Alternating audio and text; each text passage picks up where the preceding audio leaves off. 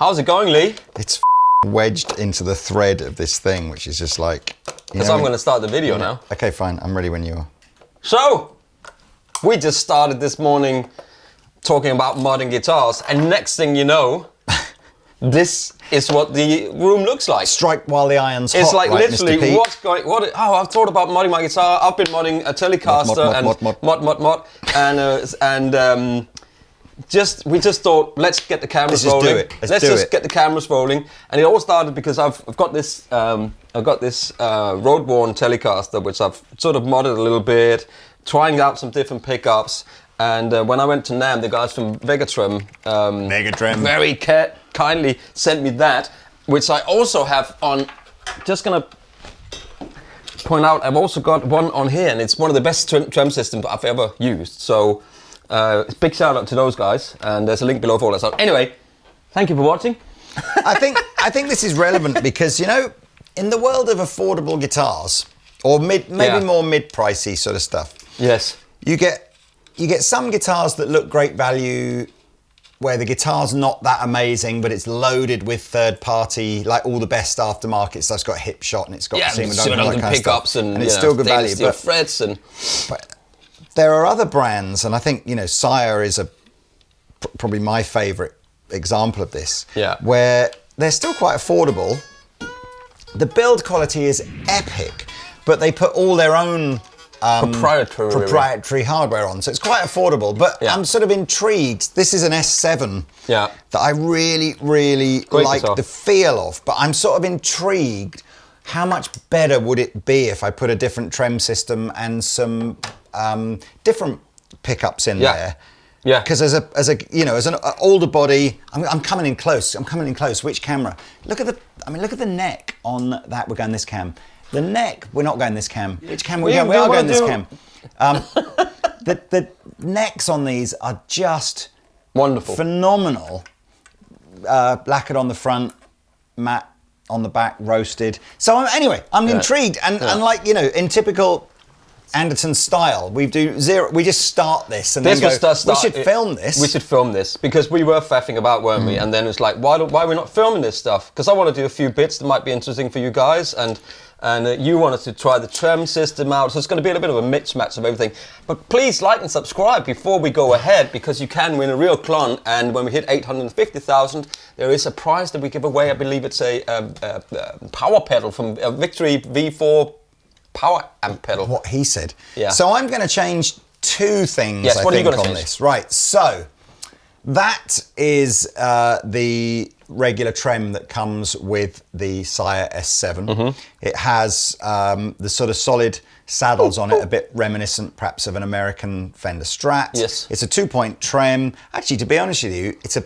Feel that and tell me it doesn't feel like it. But it's not your sort of... It's heavy, isn't it? Yeah, typical... You get, you know, normally when you get really cheap Trem systems, they've got this weedy little sort of Trem block on the back of it. And actually, in fairness, the Sire one's pretty good. It feels solid. And the other thing I don't like about Trem systems, which I have to say I can't really fault the Sire one on, is where the arm isn't in the, you know, there's like a tiny little bit of play. The screw-in is the one that wins, isn't it? When you have this one with the screw-in. I am slightly intrigued. This is a Wilkinson Trem that Pete Thorne has started using on his signature Sur, which is where the saddles, you lock the strings into the saddles. So you get this kind of Floyd Rosey kind of effect. And I was just intrigued because it would appear that this is basically just a straightforward drop-in replacement. So I'm not going to change the posts. You're not going to change the posts? No, well, I don't think the Trem system comes with the posts. I'm sure you can buy them. So, it just drops straight in there? Literally drop straight in. I put the springs back on the back. So I'm going to change that. Okay.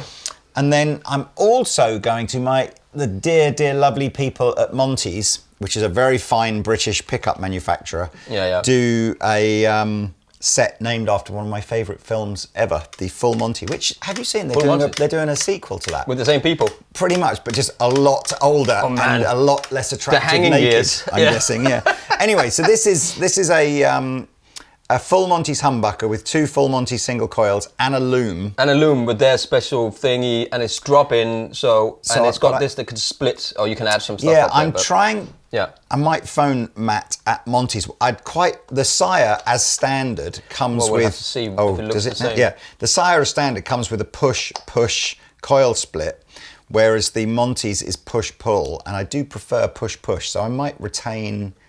But look at this guy here. Look at it though, that's got some stuff on it, hasn't it? Maybe I will. Anyway, so I'm going to drop that in. I'm kind of, whilst I'm doing it, I'm doing the usual, you can buy these fret cleaning kits from Dunlop, which are kind of cool. You just, you put your little fretboard sort of, I suppose, barrier or whatever over, and then you got this very, very fine.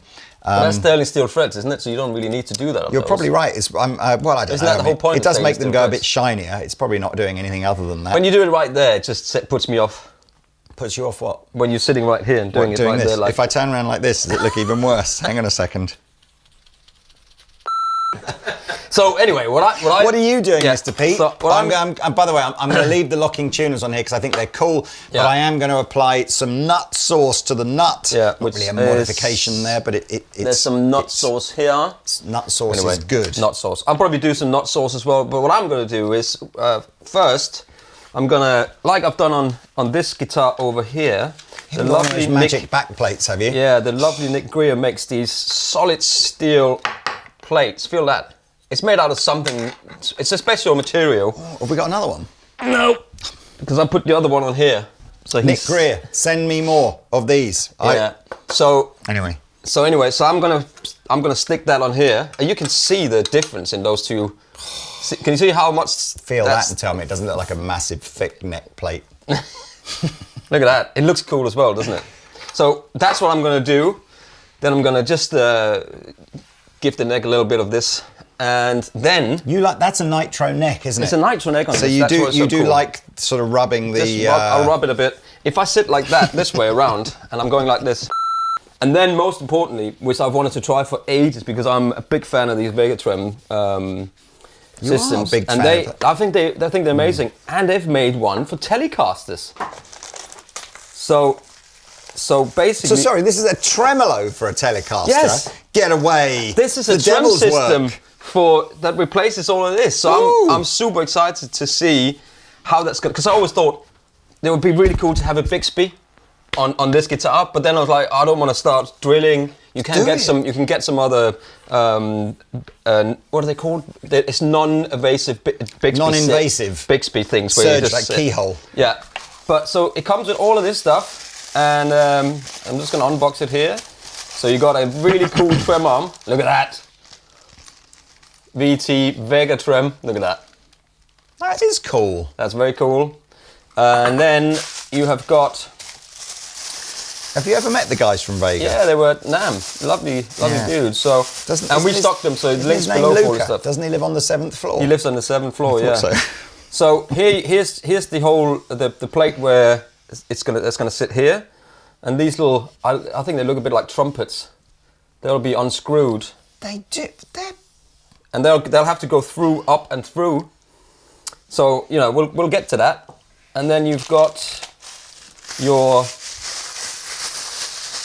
So this is the really cool thing about the Vega stuff is that how they work. So here's the plate. Look, check this out. So there's the plate, and how it works is that you got a really fine edge here, and this thing sits in there with these.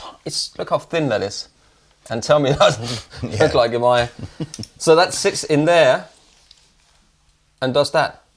That is clever. Yeah. And then I think these are the springs. So that whole... Oh, I see! How clever is that? So that whole thing is the spring. Well, look. So anyway... we're just going to fast forward this. We're going to do this. I think the general idea is that the electric guitar is a simple machine. You can do so much of this yourself, changing trem systems, changing pickups. Obviously, you need to, be comfortable using a soldering iron, but, just changing the neck plates and stuff like that. You just need a screwdriver and a bit of patience, of which I have one of those two things, but not the other. But not the right screwdriver either. Absolutely. So there we are. Let's fast forward and let's see what these guitars turn out like. Absolutely.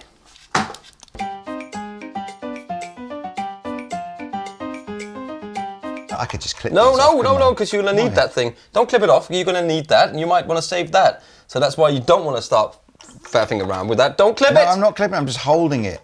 Ideally, I should have a pair of pliers. Don't hold the thing here instead. What are you talking about? Otherwise, you'll cut that off, man. No, I won't. Oh! There you go. Thank you, Pete. Pete and I offer our own vasectomy service as well, if you're interested. Soldering iron. I'm so blind. Yeah. I'm not actually. I've got. Like, it's not that I can't. While you're doing that, I'm just going to see. I should really look at the manual here, but what pickups you got in that guitar, Mr. Pete? This is some pickups I'm trying out. That's why I like having a guitar like this, where you can go. I'm just going to stick that in. And it was a road-worn Tele originally. Yeah, right? it's a road-worn Tele, and I've tried lots of pickups in this guitar just to see, what it's like, and I like having a guitar like this. Look at this plate, man. That's solid. That is so. The guitar's going to weigh about 35 kilos after you've done this. Yeah, that's fine. I'm buff, man. You're what? I'm buff. A buff. Eyes buff, innit? Look, there you go. That's it. That's how easy that was. Already. When we started this, I honestly thought I'll be done way faster than you. Yeah, but that's it. I've done my stuff now, man. I know. And I'll tell you. Why aren't you putting a scratch plate back on it? Well, so I've got a couple of scratch plates here. Oh, you are putting a scratch plate back on it. So here, this is the gold one. What do you think about that? I won't do this while you're talking. It's very annoying. Ooh. See, relic gold looks okay. Shiny gold looks rubbish. Yeah. Tortoise shell. We took this off of the tortoise that was having sex just outside. Yeah. It doesn't fit round the thing as well, does it? The gold I think this seems just to looks fit, great, and it man. fits better. Anyway, tune in next week when maybe I'll have finished. You know what? I'm really into this. I mean, have you literally finished? I'm done, man. I've got to put the Trem system and everything in my guitar. I'll help you. He's going. Yep. Oh!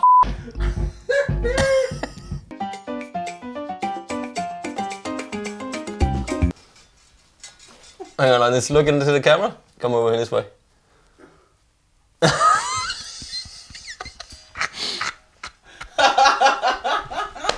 I look like that bloke from Despicable Me or whatever it's called.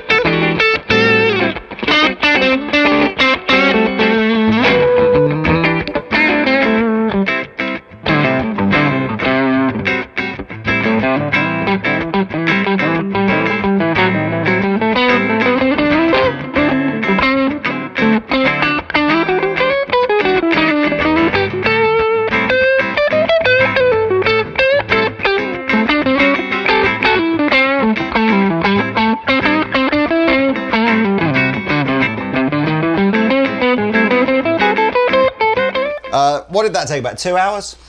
Yeah. Hour and a half, 2 hours? You had more to do than I had to do on mine. I didn't realise it was going to be this simple. In all honesty, if I hadn't had to recut the scratch plate, that was about half and the other time. hole, yeah. What am I thinking? It was much simpler to do than I thought it was, especially, to be honest, buying a set of pickups that are already on a wired loom does make dropping them in an awful lot easier. I'm just looking now. You put the white heads on that. You should have put the matching things on there. Should have, shouldn't I? Done. We need to change that up. I'll change that out. You think? Yeah, why don't I just put white knobs on here and then no one will know? Well, you could do, but then that's... You are right. Anyway. The Trem system was remarkably easy to fit. I don't know why, it feels a bit stiffer. I kind of feel like the one thing I probably want to do with this now is just find the pickup heights that I'm comfortable with. Yeah, kind of. That's what I'm. I think I've got the way it's floating pretty bang off, but I might just want to mess around with the bang on. Bang on. Can you tell a difference in there? I don't know. It does sound pokier than it sounded. But that's before. also the pickups, isn't it? Oh yeah. I mean, I don't know that the Trem system's going to. Like I said on that, the Trem block that came with the Sire was remarkably chunky. So I'm not. I don't know that I'd necessarily expecting it to sound massively better. But it looked like it was a different material kind of or something. Feels more solid. I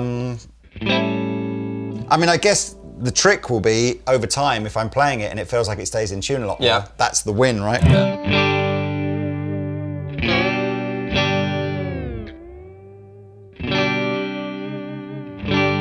I mean, that's not bad for new strings. This is still a brand new set of strings, right?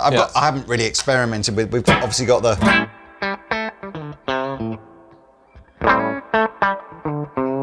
I really like it. It doesn't. Like hunky. It doesn't have that very glassy top end that it had before.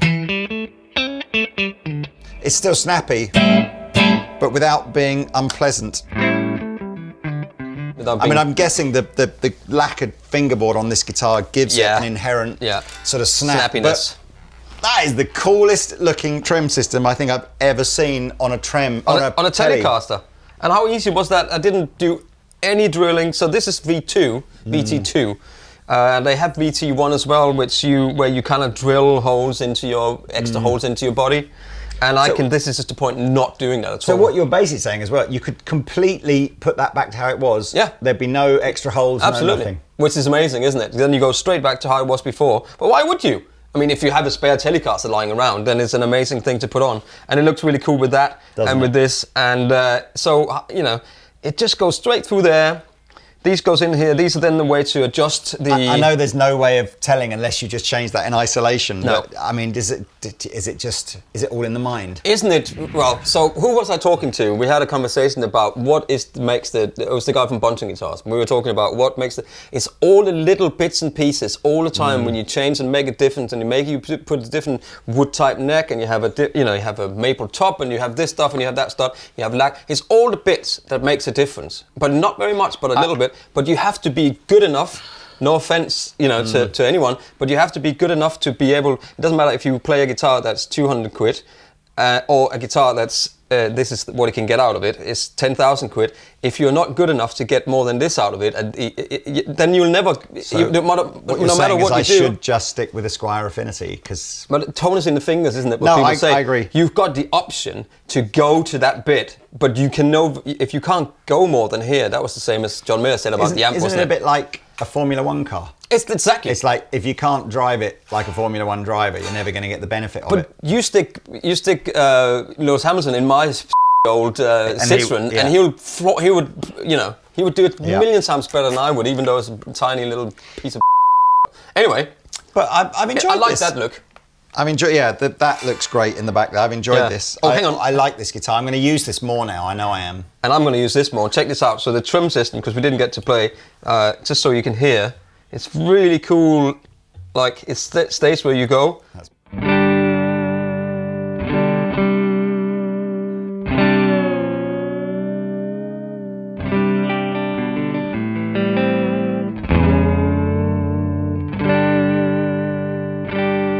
And it's floating, it's slightly floating. That sounds hugely more stable and less ringy than a Bigsby. Absolutely. You know a Bigsby gives a certain, you can hear that sort of, it's got that bit going through here. Ding, ding, ding, ding. Which some people like, but I think that sounds like a Tele, still has retained its Teliness. Absolutely. And it's almost like the Bigsby has got that vibe of the springs behind, where this one just still has that, but it rings, man.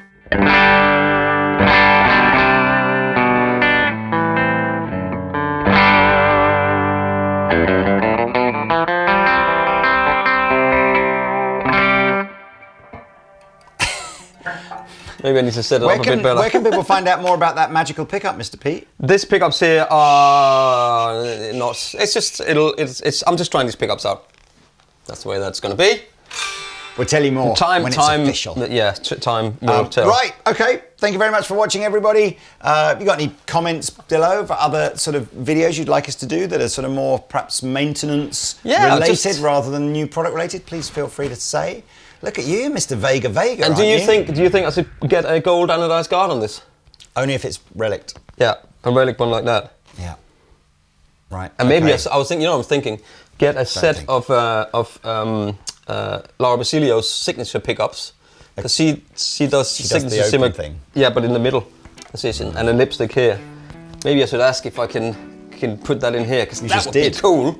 I just did. Right. I like it. See you next time. Au revoir.